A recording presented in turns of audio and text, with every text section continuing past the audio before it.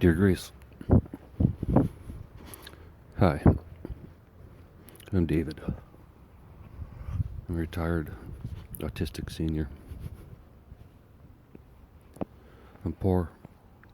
I live in a house full of international students.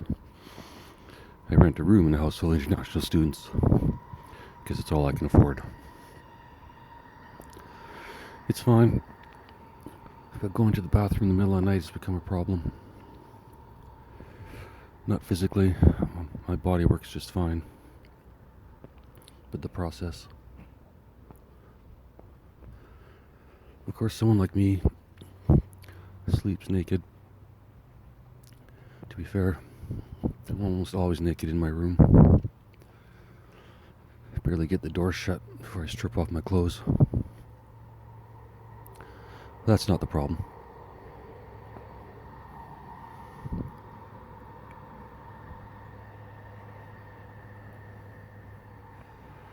The problem is I hate light. And in the middle of the night, after sleeping for a few hours with the eye mask on, it's damn near brutal. So I've learned to go to the washroom almost completely blind. Technically, I've learned to get out of my room almost completely blind. The process is simple. Wake up, determine if I have to pee or not. If I do, in my head I say, fuck, I don't want to. Then I realize I'll never get back to sleep if I don't.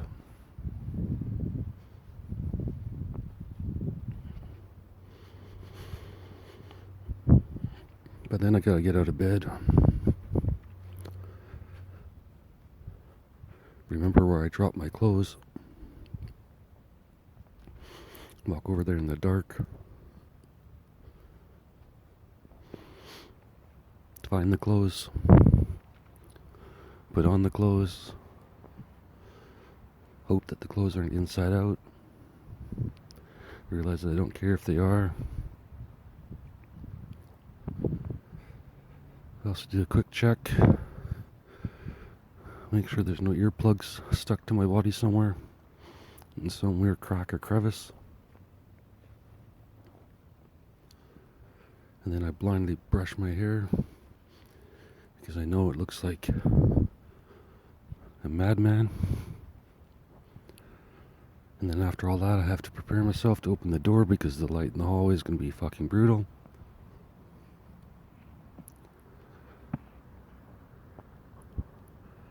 Once prepared, open the door, hope nobody's out there. I normally listen, but generally in 3 a.m, nobody's out there. If they were, it'd probably scare the shit out of me. But luckily I can't remember that happening for a while.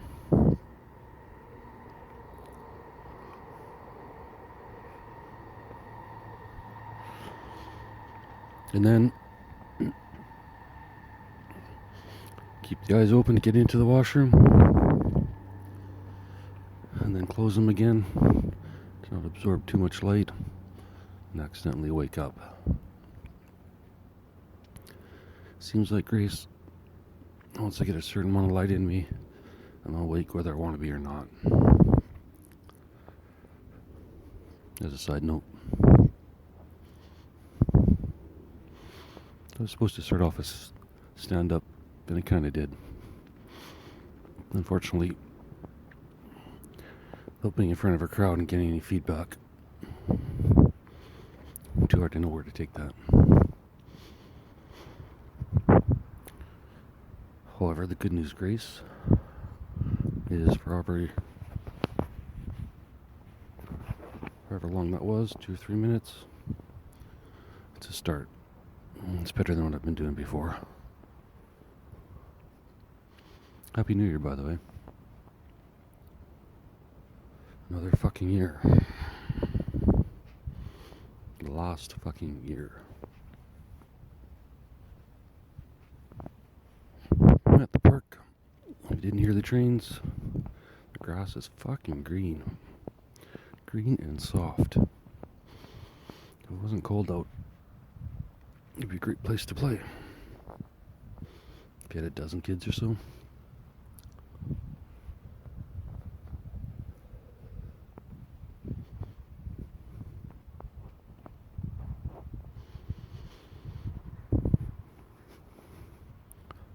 I don't think I'll do the, whatever I did yesterday. Go back to reading out the telepathy story and editing it.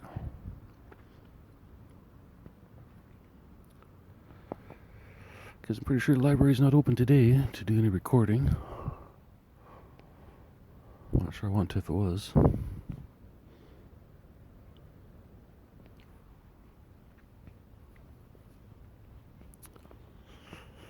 Hi, I'm David. I'm a retired autistic senior. I live in a house full of international students. I rent a room just like all the other students. And although I'm 60, I act more like a student than a senior.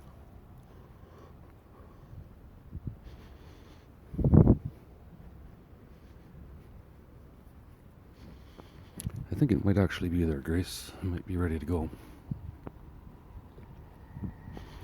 Let's see.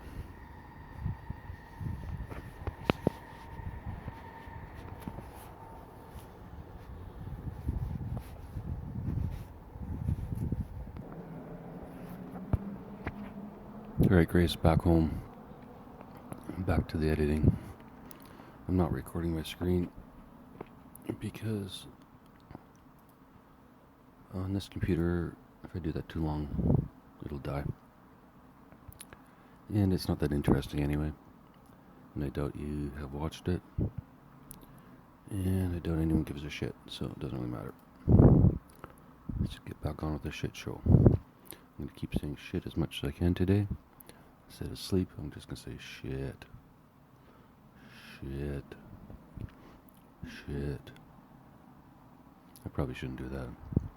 If you are sleeping, you may accidentally let one loose. Joe Rogan Experience number 3000, line number 404. Cat U. Dave was picked up outside a 7-Eleven, sitting cross-legged on the sidewalk. Ironically, I'm sitting cross-legged editing.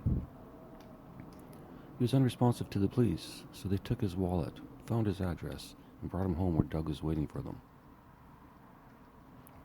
When they arrived, Doug let them in the driveway and introduced himself as the owner. The police asked if Dave lived there, and when Doug said yes, they let Dave go. He went back to the house and his room. Number 48, Dave, you're missing the funny parts. Cat U, it's not a funny story. Dave, matter of opinion.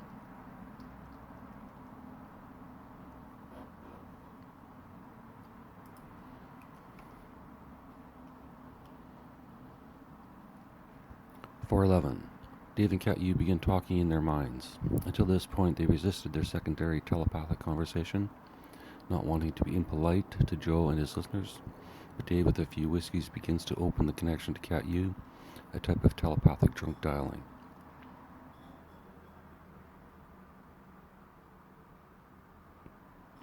Dave tells Cat U, tell the embarrassing parts and people will remember. Cat responds, fine, go ahead, dear. Of course, I have to do all the heavy lifting.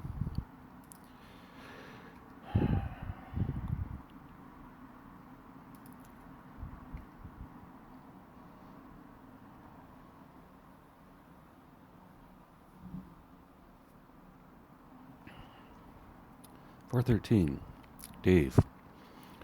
Joe, I was in the back of the car handcuffed. Yes, Cat missed that part too. I don't know what the fuck was going on. I barely knew who I was or where.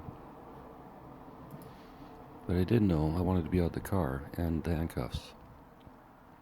One of the officers was talking to Doug. The other was in the driver's seat waiting for some reason. I figured I could hypnotize her into letting me go, so I looked her dead in the eyes and I said, I love you, I love you, I love you. At which point, for some reason, she got out of the car, let me out, and removed the cuffs. But she did hold on to my arm until Doug confirmed with the other officer that I did indeed live there. 416, Joel. Mushrooms, eh? 417, Dave. Exactly. Although is cannabis and Adderall, not mushrooms. Joel. Yes, edibles. Dave. Exactly. 420. 420. That's an important number. I guess Cat U got the 420. 420, Cat U. But now we had cameras all over the house, and I was watching him.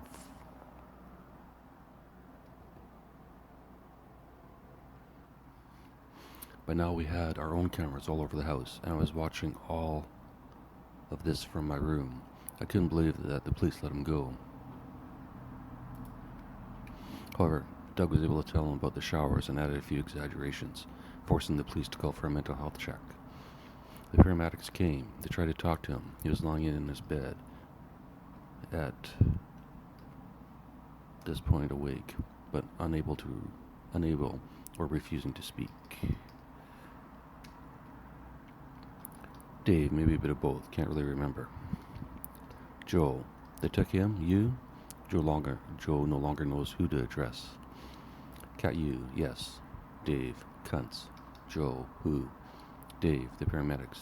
One large guy kept tapping and pushing hard on my chest plate with his fingers. It hurt like hell, but I couldn't move my arms to push him away, tell him to fuck off. That was the last memory I had for a week.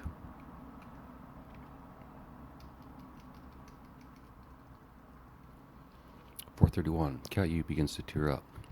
Joe asks if she's okay. Leon, I'll take the story from here. Dave, no, it's okay, I'll take it. Cat, take a break.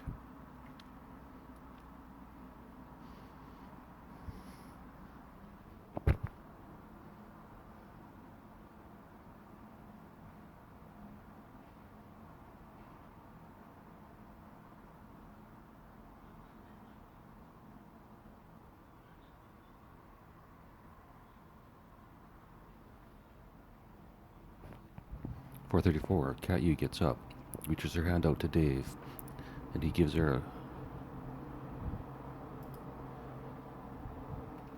Dave. He gives her an odd, low, hi-fi type grab. Wow. An odd, low, high-five type grab.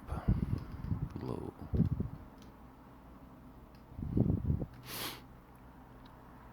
.434, Cat U gets up, reaches her hand out to Dave.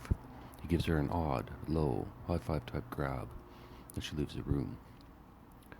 Dave, this is harder on her than me. She blames herself when she should be proud of her actions.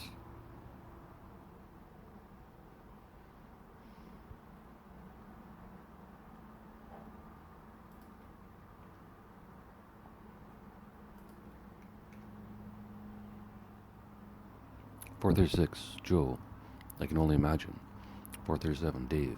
I don't remember much about the first week. I have a faint memory of being in the ER and lying in a bed, but then I woke up in a hospital room, what felt like the next day, but in reality it was 6 days later. I slept nearly that entire time, according to medical records. Apparently I woke up for a few hours a day and I talked to a few psychiatrists, but I have no idea what I said. Joe, it wasn't in the medical reports? Dave, it was, but I haven't fully read them. I don't want to know. Joe, why? Dave, it wasn't me who said those words. I remember nearly everything I say, not always word for word like Cat, but often close. Whoever was speaking, it wasn't Dave. Who was it? Joe, who was it? Dave, maybe my subconscious? Joe, maybe the good weed gods? Dave laughs.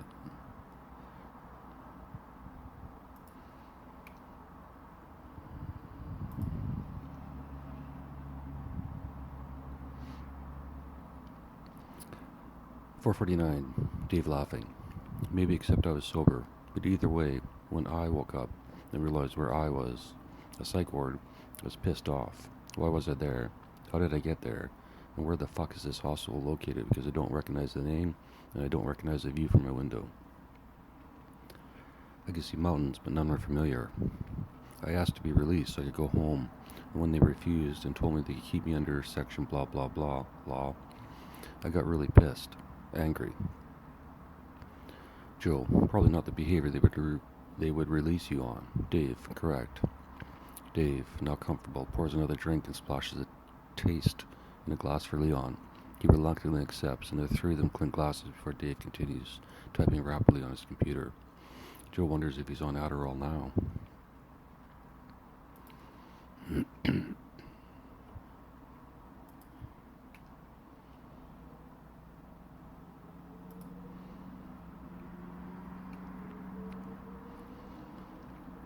Dave continues. At this point,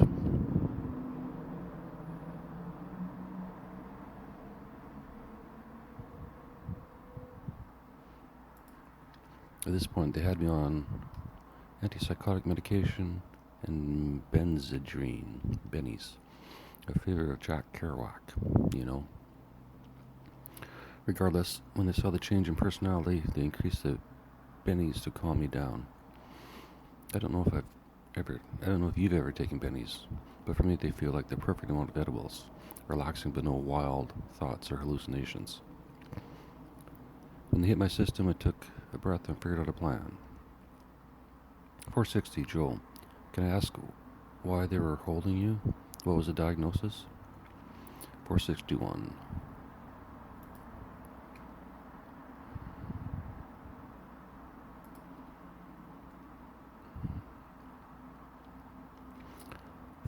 Dave. Well, I tried to find out at the time, but they wouldn't give me my file without a Freedom of Information request. But when you're in a psych ward, there's no way to make a Freedom of Information request. Coincidence? But when I did get the records later, the only diagnosis was David was in a catatonic state. Catatonic state. Which is basically bullshit. It could mean anything.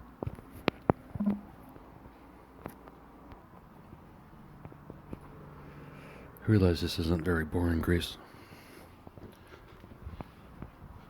But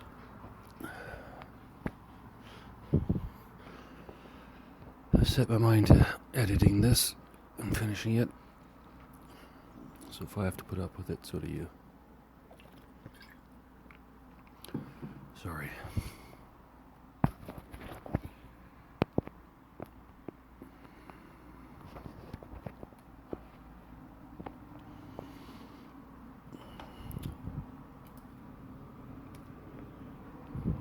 $465.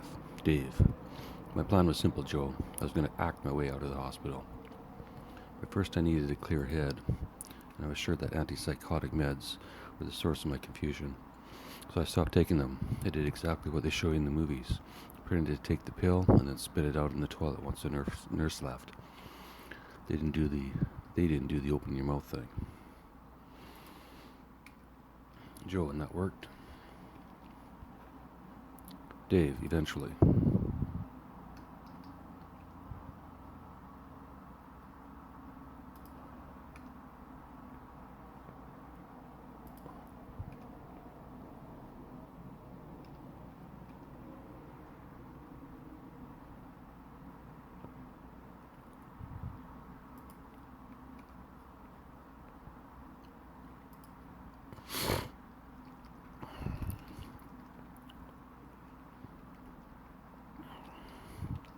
$469. Joe, and that worked? Dave, eventually. Next morning I woke up angrier than ever about my situation. I walked up to the nurse's station and demanded my file. They refused. They refused to get a supervisor. They refused me access to the internet or a phone. So I could contact someone to ask them about my situation. Nothing. They want me.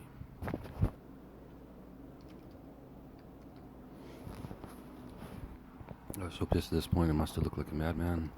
I walked back to my room, and on the way I saw a fire alarm. I pulled it, setting off a piercing siren, and then sat in a chair outside of my room and waited. Maybe now they'll give me the file. 477, Joe, did they?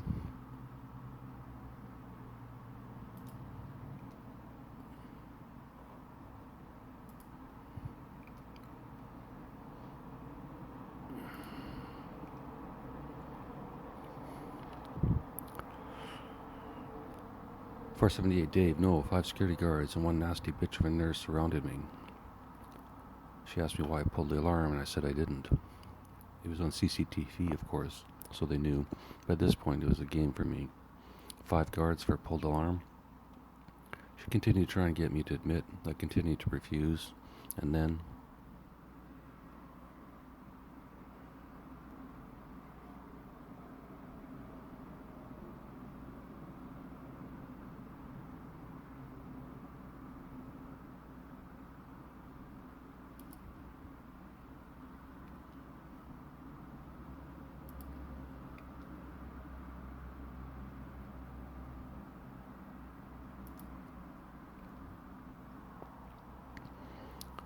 "42, Dave pauses, shakes his head to release the tension, and continues.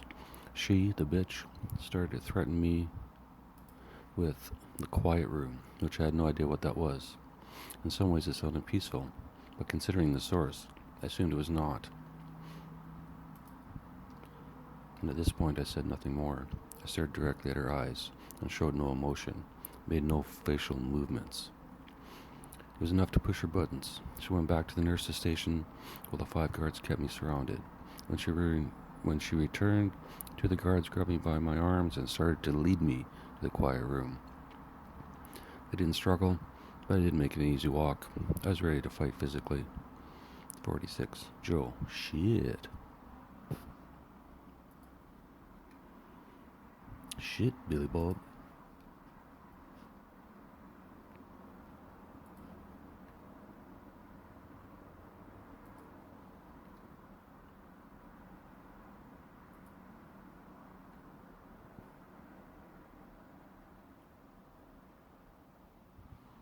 "47. Dave, yes indeed, I was in the shit now. 48. Anyway, the room was not a quiet room. It was a cell, almost exactly like a prison cell, but worse. A dirty mattress on the floor, no pillow, sheet or blanket. No pillow, sheet or blanket. And one of those combination toilet sinks, again, straight from the movies. The guard threw me on the mattress. The guards threw me on the mattress and began to take off my clothes. I was wearing street clothes at the time, but apparently the rules are that I need to be in hospital garb. So they forcibly removed my clothes and dressed me in patient scrubs. They also may have given me a shot of something in my ass. I remember a needle, but who knows. Either way, now I was really in jail, both in my mind and physically. Joe, Jesus. 494 Dave. Indeed, I wish he was there to help me. At one point I called out for God's help, but that cunt didn't show up. Dave stops typing and stares at his screen, not moving. 496 Cat U. Are you okay?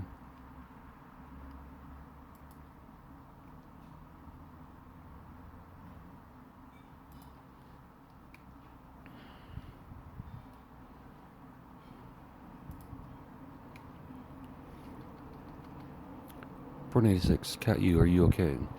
497 Dave. Yes, a few hours later, a psychiatric nurse and 3 guards returned to the cell. I spoke to her for a while, but remember nothing of the conversation. All I could do was stare at her socks. There were 2 different socks, same colors but different patterns. However, whatever I said must have worked, and they let me out an hour later. When I got back to my room and was sure they were not around, I slammed my bathroom door so hard it almost came off the hinges.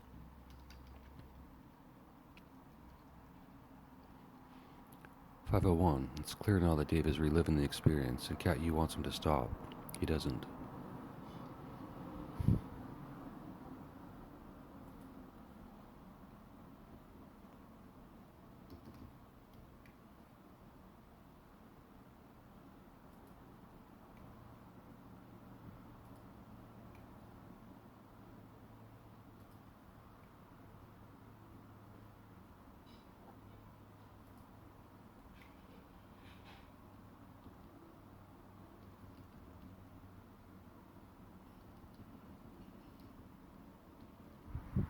"502.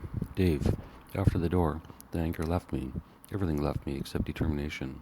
I would get out of that fucking place in days, even if I had to sneak out. But first, I put my acting hat on. I apologized to the nurse the next day, even though I did mean it. I still hate that bitch today.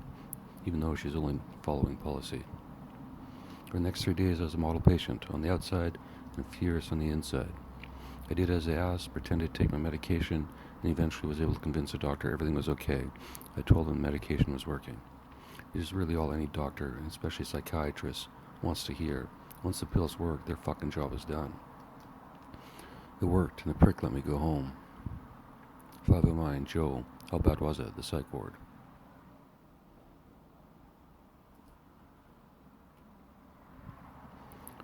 510, Dave.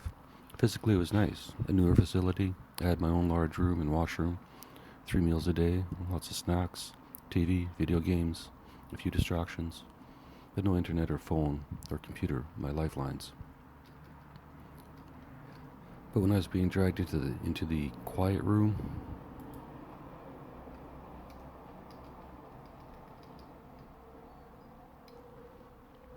and then saw it, all I could think of was One Flew Over the Cuckoo's Nest.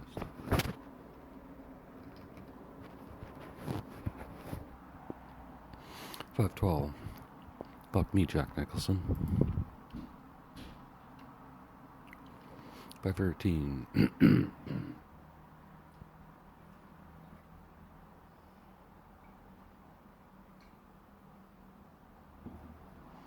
$5.13. Cat rejoins the conversation.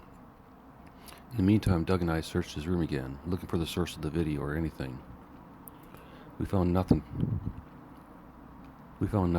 so Leon suggested I take a copy of his hard drives.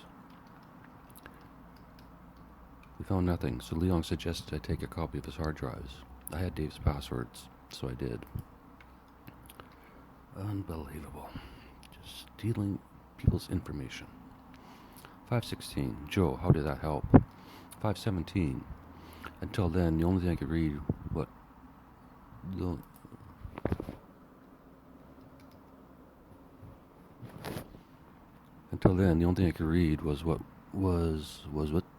what he wrote in the room. Now I had everything he wrote for the last for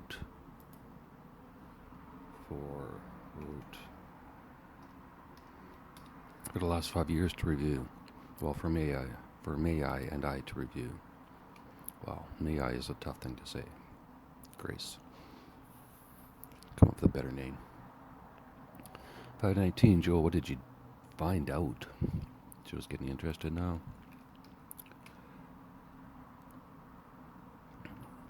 Cat you, everything, if you believe what he wrote. He wrote about his entire life from age 7 to present. His life story. I now know everything about his past. Dave, Snooper, Joe, everything. Cat you, yes, I could tell you his first crush, girlfriend, the night he lost his virginity, with who he lost it, which neighboring town she was from, everything. Joe, it's mind reading without permission. Cat you, unfortunately. Joe, why?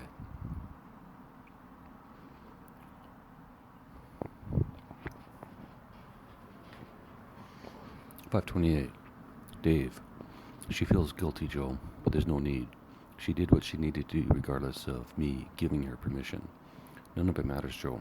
We don't have the answers as to why we can communicate via whatever means. Brainwaves, gravity waves, alien chips in our heads, whatever. It doesn't matter. When this podcast is broadcast, our lives are over. When this podcast is broadcast, our lives are over. Probably should say when this podcast is released, but 5:29, Joe, why? 5:30, Dave, Joe, even if 20% of your viewers believe this story, what will happen? Joe, the internet will go nuts.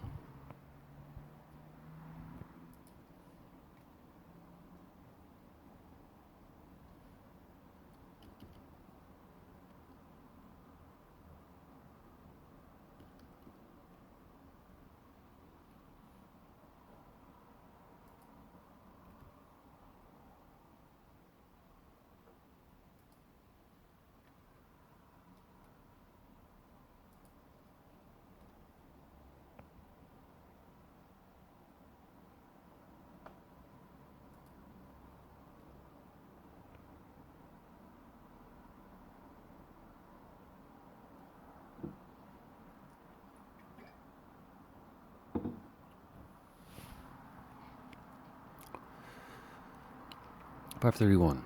Joe. The internet will go nuts? Dave. Yes. And who are they going to investigate the most? Leon is already under a microscope and was barely able to keep this secret. If it wasn't for Cousin Doug, I could still be in that room. But Leon is used to that exposure. I'm a nobody, Joel. Cat U is an attractive, beautiful, wonderfully kind genius, so I think our names will be Googled in every part of our lives, exposed to the world. Stories about my first fuck are the least of my worries when the internet starts to make up conspiracy theories. Their problem, though. I'll be on Mars with Cat U, and by the time Leon sends the next participants, every story/theory about our past will be considered real by someone somewhere on Earth.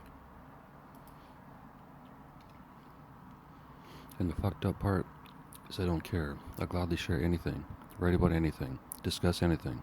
Does it really make a difference in the end? 540 Joe. I know there's a reason for all this, but why Leon picked you two for this, and why Leon picked you two to go to Mars. But I'm still questioning the reality of telepathy in the mind.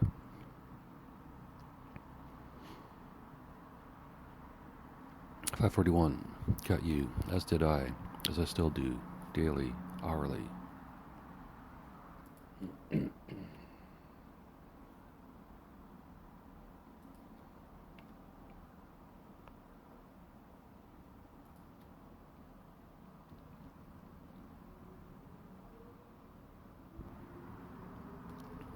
Cat U and Dave talk telepathically. Dave thinks Cat U should explain her reverse evolution theory. It explains how at one point humans had an organ or body modification that allowed telepathy. Cat U tells Dave, I'm not ready yet. We need more MRIs. Now please let me continue. We'll talk later. Dave grins at Cat U. He loves it when she grinds his gears.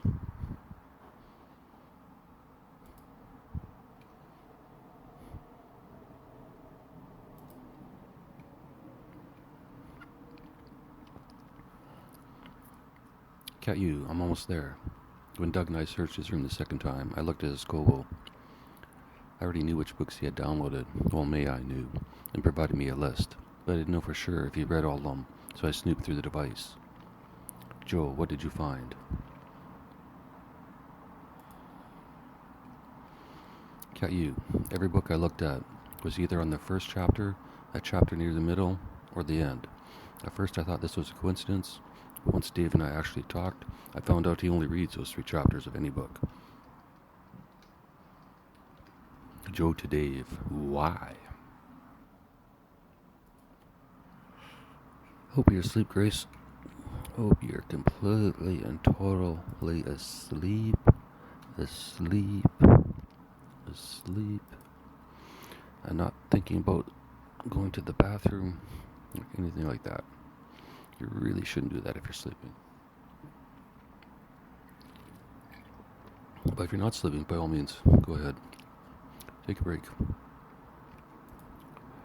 Joe to Dave, why? 552, Joe to Dave, why? 553, Dave. For most books, it's all you need. The author had a reason to write the book. I trust the author. I trust the publisher believes it's truthful enough to be printed as nonfiction.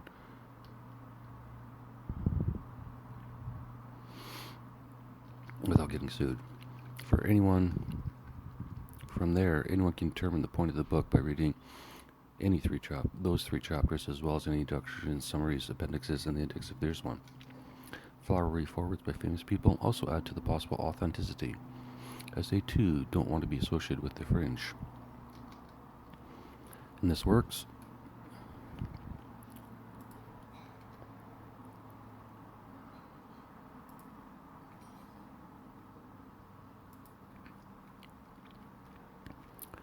Joe, and this works. Dave, think of your friend Graham Hancock and his body of work, both fiction and non-fiction, depending on who reads it.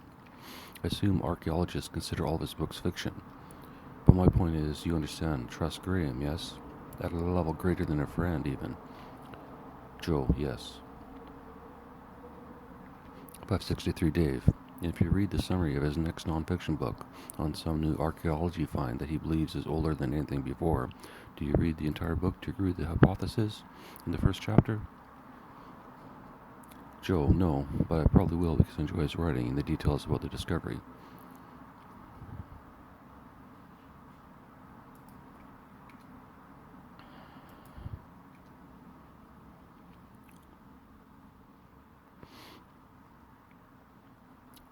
$5.65. Dave, understood.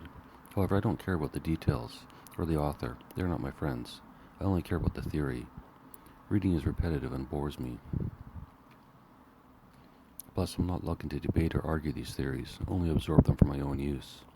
Then maybe one day I'll be in a conversation like this, and I can pull a reference out of my ass from some obscure book from the 1900s. $5.69. Dave pulls out a pack of cigarettes, offers one up to everyone, only Joe accepts. The two light up.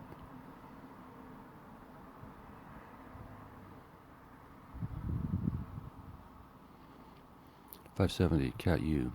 One of the books he read to the end and often was about telepathy. It was a novel, obviously. It was a novel, obviously, until now no one is able to prove true telepathy. $5.72. And you two can? And you two or three can? Leon, yes, without a doubt.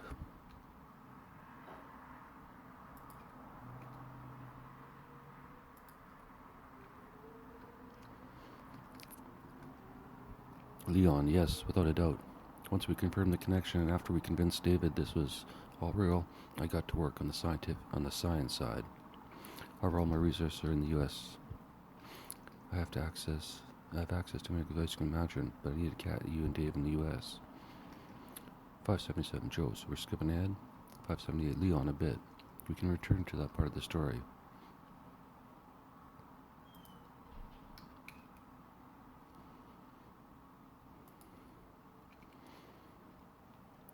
Leon, a bit. We can return to that part of the story. I think it's better if Dave explains the first contact portion. But it's not aliens, Joe. Joe, okay. $5.82.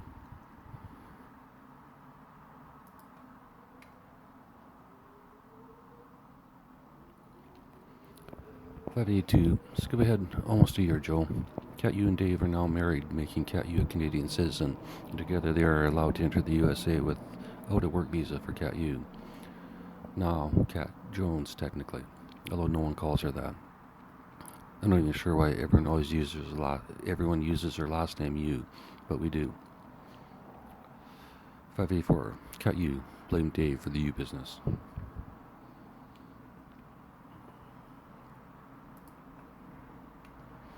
Leon. Anyway, it was long enough after the lawsuit, so if someone made the connection between me and Cat U, it wouldn't matter, especially since that company went out of business for fraud. But as you know, my life is under an electron microscope and a movie in the making, regardless of telepathy.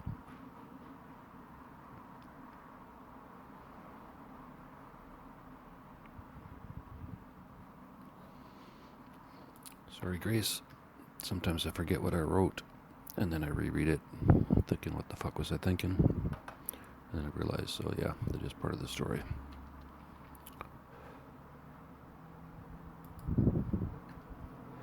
It's written in 2023.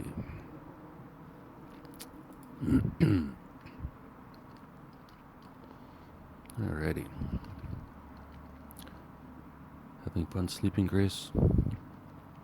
$5.87. Dave goes to the washroom while Leon continues. I put them both through the astronaut training program, which includes more medical and psychological tests and scans that you could imagine. However, I only cared about one, the EEGs, their brainwaves. We had them wear 24-hour monitoring devices for weeks. We did the card demonstration thousands of times with various variables. Various variables? Who the fuck wrote that line? For me to speak. Various variables? Not only can they do the trick in the same room blindfolded or whatever, they can do this demonstration halfway around the world. Which we tested by sending Cat U to visit her mother. While there, the connection was no different, according to the data. And the data said what? Joe, and the data said what? Leon, it showed a secondary connection between them exists. During the demonstration, when one looks at the card, they create a pattern in both their heads, nearly identical every time. 595, Cat U, within 99%. 596, Leon. And the second pattern shows up in the brain, it shows up in the other instantly. How? We don't know. 597, Dave returning from the washroom. Or do we? Joe, you know something? Dave, no, I'm just fucking around. I'm as clueless as everyone else. 600, Leon.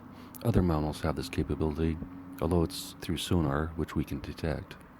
However, we can't detect any sonar coming from or being received by either Dave or Cat U.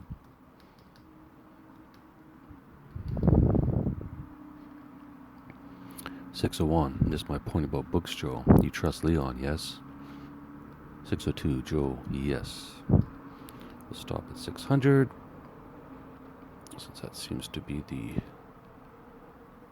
200 lines a day seems to be the right amount of lines to edit without me hating every single fucking one of them. And let's do it this way instead.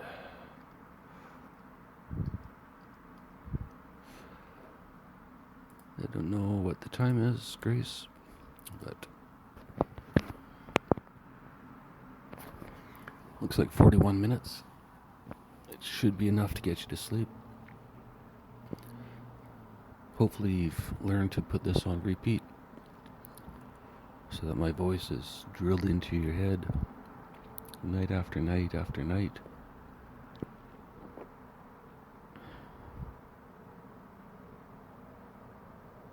Talk to you tomorrow, Grace.